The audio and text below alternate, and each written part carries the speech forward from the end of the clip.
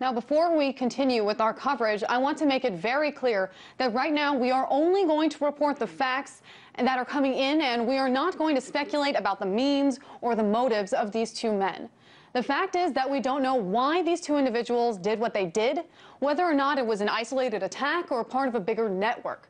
We don't know what current connections these men have with the Republic of Chechnya, so we want to be very careful in describing these men. Now, that being said, the chaos playing out in Boston will undoubtedly have international repercussions. For a look at the bigger picture of these events, I'm joined now by John Gajdak. He's the president of the Archangel Group. John, thanks for joining us. First of all, a lot of media began quickly calling this an act of terrorism on Monday after the bombings actually happened. President Obama, of course, was very hesitant at first to call it such an attack. How do you classify something as a terror attack? Is it method? Is it victims? Is it the perpetrator? Or is it some type of combination?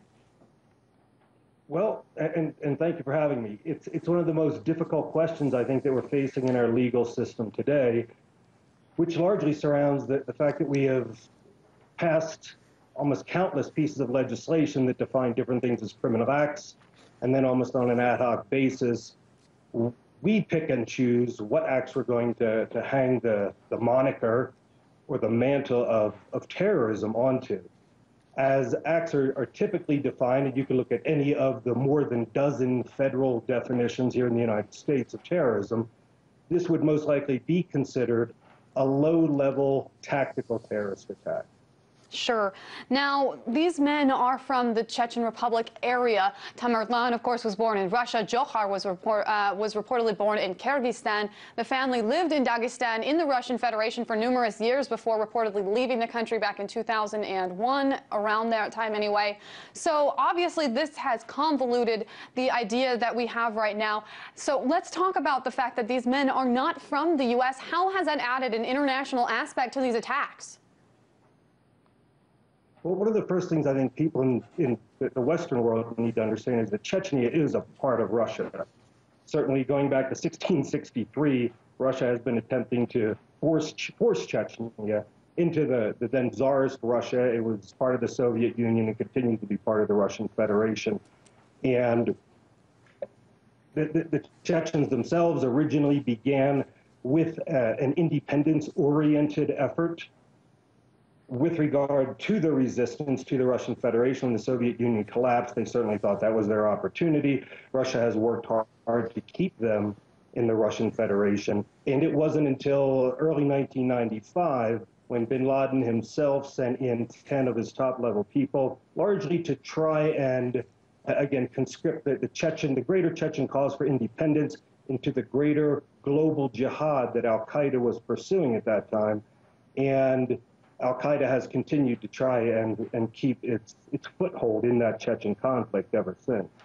Now, John, from what I've been hearing in the news, it doesn't really seem like U.S. intelligence agencies have previously been evaluating the Chechen Republic as a hotbed for American enemies. Obviously, you're saying that al-Qaeda has been recruiting there.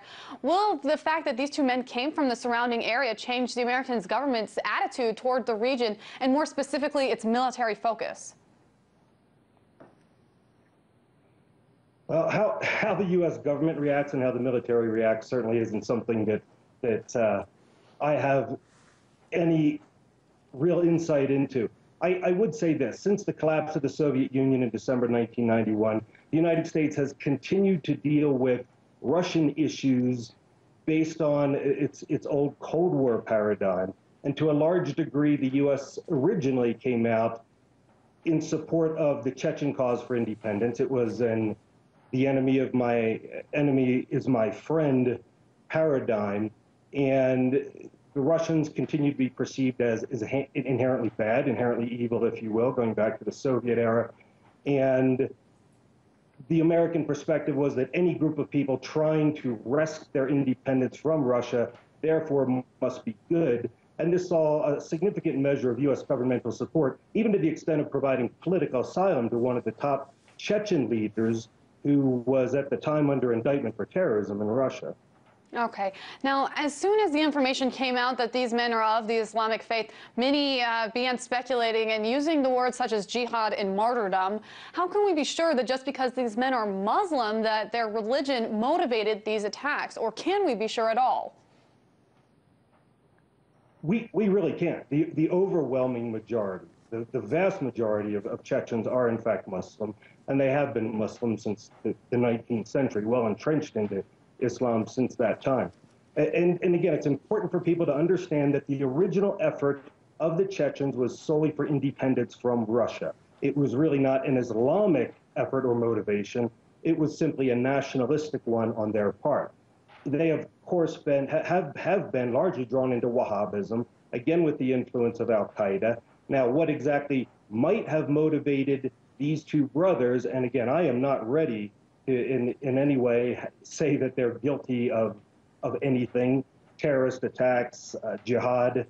These facts simply haven't been established. But to the extent that that's even a possibility, whether they were more motivated by what would be considered radical Islam, jihadist efforts, or their own Chechen ethnicity is something that's going to have to be determined. If it was their Chechen ethnicity, then you typically would not see people with that orientation seeing the United States as a primary target.